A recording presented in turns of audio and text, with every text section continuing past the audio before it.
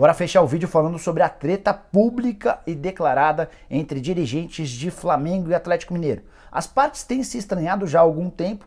No começo dessa semana, a Rádio Itatiaia, que é uma rádio do Rubens Meninho, principal patrocinador do Atlético, informou que o Flamengo estava pagando mala branca, estava mandando dinheiro para adversários do Atlético para que vencessem o Galo. O Rodrigo Dunche de Abranches, que é o vice jurídico do Flamengo, chegou a postar no Twitter dele uma frase afirmando de que a Rádio Itatiaia seria processada. Pois o Rodrigo Dunche voltou a atacar o Atlético. Ele afirmou também em seu Twitter que o Atlético deveria perder mando de campo e ser punido depois de o árbitro da partida entre Atlético Mineiro e Santos ter relatado na súmula que o Rodrigo Caetano tentou invadir a sala do VAR. O árbitro dessa partida foi o Paulo Roberto Alves Júnior.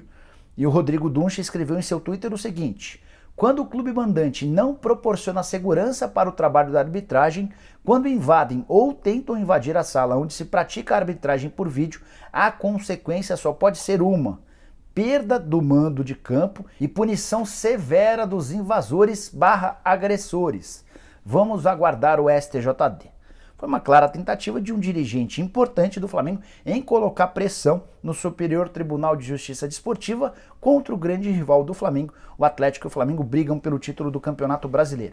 A resposta do Galo veio primeiro com Sérgio Sete Câmara, ex-presidente do clube, que usou também o Twitter para responder ao Rodrigo Dunche. Ele escreveu: falou o representante do clube mais ajudado em todos os tempos pela arbitragem brasileira, cuja arrogância não lhe permite enxergar nada além do próprio umbigo. Declarações fortes e pesadas. O Atlético também, por meio da sua conta oficial no Twitter, escreveu o seguinte: o Clube Atlético Mineiro manifesta repúdio às seguidas declarações de dirigentes e lideranças do Flamengo, como a feita hoje pelo vice-presidente geral e jurídico Rodrigo Dunche em sua conta no Twitter. O Atlético prossegue. Nela, de forma dissimulada e ardilosa, ele afirma que dirigentes do Galo tentaram invadir a sala do VAR. É necessário que haja responsabilidade e bom senso nas manifestações de dirigentes, para que não se instale um clima de beligerância e acusações infundadas. Só para recapitular, Rodrigo Caetano chegou a dar uma entrevista afirmando que não houve nenhuma tentativa da parte dele em invadir a sala do árbitro de vídeo. Na súmula que eu citei do Paulo Roberto Alves Júnior, o árbitro da partida entre Atlético Mineiro e Santos, a acusação contra o Rodrigo Caetano é só mais um dos movimentos dessa queda de braço importante, interessante e curiosa entre Flamengo e Galo. O Flamengo e a estratégia rubro-negra para comprar Andréas Pereira, moleque que tá arrebentando nos 11 primeiros jogos com a camisa do Fly, ele só não fez chover. Marcou gol de falta, marcou gol de outro jeito, bateu, chutou, ele acertou 6 vezes a bola na trave, é um absurdo. E tem comandado o meio campo, ofensivo e defensivamente, todo mundo tá encantado com ele, a ponto de torcedores do Flamengo em todas as redes sociais estarem entrando em contato com o Marcos Braz, também pelas redes sociais, pedindo para ele fazer o Pix. O problema é que o Pix envolvido nessa negociação é dos maiores.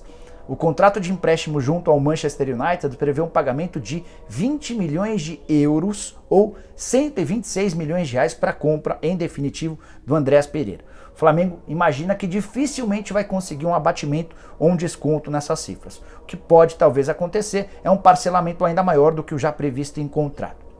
Qual a estratégia do Flamengo?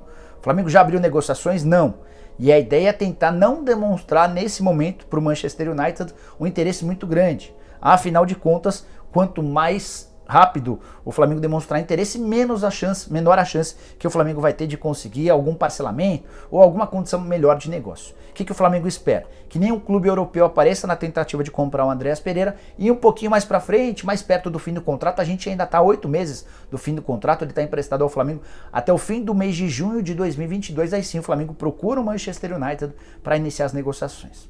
A ideia é ter sangue no gelo, como costuma dizer o Marcos Braz, tentando repetir operações foram feitas com jogadores que vieram do exterior, no caso o Gerson, o Pedro e o Gabigol.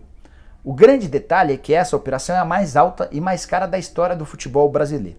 O Flamengo tem sido responsável pelas maiores compras de atletas nos últimos tempos. Por exemplo, Pedro custou 14 milhões de euros junto à Fiorentina. O Gabigol veio da Inter de Milão por 16 milhões e meio de euros. O Arrascaeta, comprado do Cruzeiro e do Defensor, chegou por 18 milhões de euros. Nenhum desses chega perto dos 20 milhões de euros do Andreas Pereira, com um detalhe de que o euro hoje está bem mais caro do que em todas essas outras negociações que eu citei. O euro bateu R$ 6,40 nessa sexta-feira. Por isso, 126 milhões de reais.